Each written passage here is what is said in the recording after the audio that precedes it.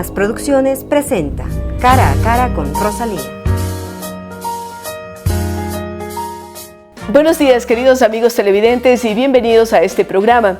El último programa del año en el que indudablemente siempre se trata de vaticinar qué pasará en el futuro, cuáles son las previsiones desde el punto de vista económico, desde el punto de vista social.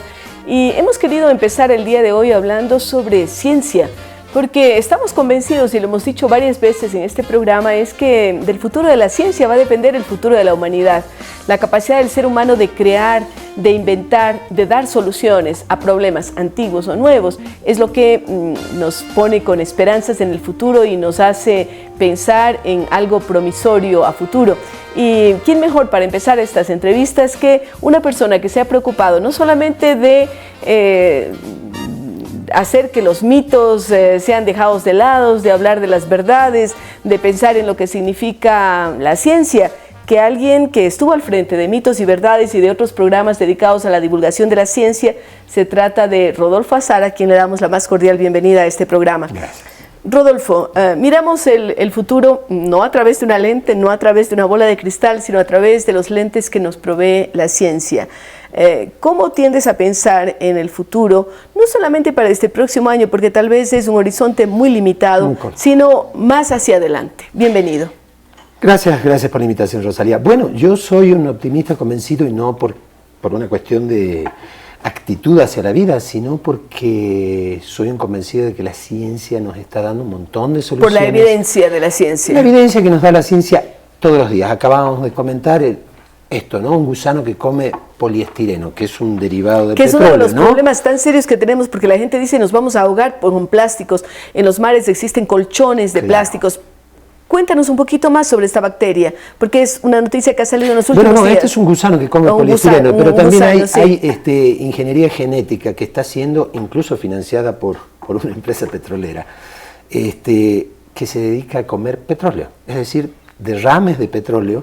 Que son subsanados. Que son subsanados por una bacteria creada al efecto, por un genio que es Craig Venter, ¿no? Claro, pero inclusive señor aquí, que logró decodificar el genoma humano antes que los laboratorios nacionales de aquí en el Ecuador, Estados laboratorios Unidos. Que funcionan en la Universidad Politécnica del Chimborazo están haciendo eso, aplicando ingeniería genética para arreglar temas de contaminación, no solamente derrames de petróleo, sino otro tipo de contaminación producida por las ciudades, por ejemplo, en lugares como el Estero Salado u otros. Así es, pero la ciencia sola no basta, es decir, acá, la ciencia es, y que se dedica a esto, la ciencia es también decisión política, decisión de los gobiernos, etcétera, ¿no?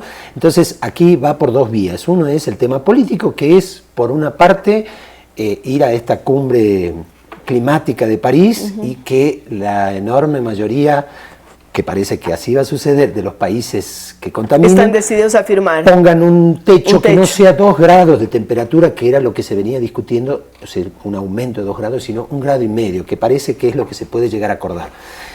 Para que se cumpla eso, por otro lado, es necesario que la gente le exija a sus gobiernos el cumplimiento de esas metas y todas las políticas que se derivan para ahí. Es decir, parar lo que estamos haciendo mal. Para eso se necesita decisión política, pero también dinero. Decisión política, dinero y movilización de la sociedad, digamos, para que eso ocurra. Eso por un lado. Y por el otro lado, alentar a que la ciencia encuentre soluciones para lo que ya hemos hecho mal. Yo siempre uso como ejemplo el río Támesis de Londres, que es justamente a las orillas del río Támesis donde nació la revolución industrial, que es parte del problema que tenemos ahora. La otra parte es natural, eso podemos conversar en otro momento, pero por lo menos la mitad del calentamiento del planeta tiene que ver con acción humana. Con acción humana. Y revolución la industrial. acción humana nació a orillas del río Támesis, lo peor de esta acción humana. Bueno, hoy en el río Támesis se puede pescar. Es decir, podemos arreglar ciudades lo que eran hemos hecho irrespirables, como Chicago, como varias otras de los Estados Unidos con aire contaminado, ahora tienen aire puro. Así es. Esto quiere decir que hemos avanzado al mismo tiempo que contaminamos y hacemos cosas que son dañinas, pero que tienen que ver también con el progreso de la humanidad, porque yo oigo a gente que dice, pues bueno, no minería, no explotación de petróleo, pero entonces tenemos que regresar a la época anterior a la edad de la piedra, porque la piedra es un mineral también, ¿no es cierto? Entonces tendríamos que regresar a caminar, a hacer este tipo de cosas. O sea, una sociedad absolutamente insustentable con la cantidad de personas que tenemos. Yo creo que hay que poner en paralelo 2 películas, porque generalmente los medios y, bueno, alguna gente interesada en esto utiliza el escándalo de los problemas climáticos como si esto fuera el fin del mundo, ¿no? Y es real, hay datos que han confirmado y que han terminado de convencer a la humanidad de que el planeta está cambiando por alguna razón y que hay acción natural, pero sobre todo también por acción humana, ¿no? Y hay que ver la otra película, porque vamos hacia a un problema serio. Todos los científicos dicen que vamos a un problema serio si no hacemos algo ahora, para dentro de 80 años, 70 años. Pues hay que ver la otra película. ¿Cómo será la humanidad dentro de 70, 80 años? ¿Cómo será la ciencia dentro de 70, 80 años? ¿Seremos todavía la especie dominante? Mira, esto que estamos haciendo nosotros, la televisión, es una magia que no existía antes, pero el Internet lo es. Yo conversaba hace no mucho con un premio Nobel de Medicina, Roberts, que nos decía, nosotros los científicos y yo como médico hemos luchado contra las bacterias, contra los microbios, tratando de encontrar el más potente antibiótico para derrotar las enfermedades, etcétera. Y ahora viene otra etapa. El ser humano y la medicina y la ciencia van a tener que aliarse con las bacterias. ¿Qué nos puedes decir tú al respecto? A mí me dio un shock. Han sido las dueñas del mundo durante 1.500 millones de años. Las bacterias. Nosotros llevamos, exagerando, 5 millones. Digo, nosotros como especie humanos o algo así, ¿no? 1.500 millones y 5 millones. Es decir, vivieron solas durante... Y nosotros también somos bacterias, un 10% de nuestro peso corporal son en bacterias. Nuestras manos, en nuestros ojos, en todo lado tenemos bacterias. En la mitocondria. Y hay unas muy buenas, ¿no es cierto? Hay algunas muy buenas, parece que ahora se está estudiando una serie de cosas que antes no se sabía o no teníamos idea, siempre pensábamos que todo lo que teníamos adentro nuestro era malo y no necesariamente así, la flora intestinal, por ejemplo, ¿no? Antes se la destruía, se la atacaba y se destruía, y ahora resulta que hay que mantenerla porque si no destrozamos. ¿sí? Todos somos transgénicos de alguna manera, porque tenemos dentro nuestro otro ADN. Dentro de las mitocondrias tenemos el ADN otros de bacterias. Genes. Sí, y convivimos.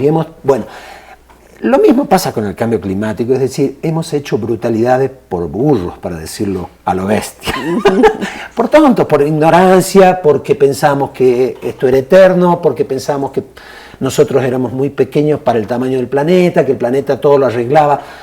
Pero nos hemos ido dando cuenta y hemos ido arreglando cosas como lo del Támesis. O por ejemplo, hay una serie de proyectos muy enormes e interesantes que todavía están para ser probados, para ir bajando el nivel de carbono en la atmósfera, ¿no? Por ejemplo, inyección de carbono para reconvertir la industria de erupciones petrolera. Volcánicas controladas, ¿no? Esa es la más... La geoingeniería, que es la más criticada de las profesiones. Eso está en duda. Está en duda, pero... Tiene una razón. Hay unas razones. En el año 91 creo que fue la erupción del Pinatubo. Bajó la temperatura del planeta 1 grado durante 2 años. Imagínate, entonces dicen, si esto se lo puede hacer, pues... Si lo hacemos de manera artificial... siempre que no alteremos todo lo otro, ¿no? Hay que ir buscando... Es como en la medicina, hay que ver las indicaciones y las contraindicaciones. Que las contraindicaciones no sean mayores que los beneficios. Hay muchas cosas que se pueden hacer. En todo caso, hemos hablado de un futuro de optimismo gracias a la ciencia, gracias a la capacidad del ser humano. Por eso es que le ponemos tanto énfasis a la educación. Solamente gente educada, capaz, consciente, con ganas de progresar puede dedicarse a la ciencia. Gracias, Rodolfo. Buen año 2016 y seguimos con usted.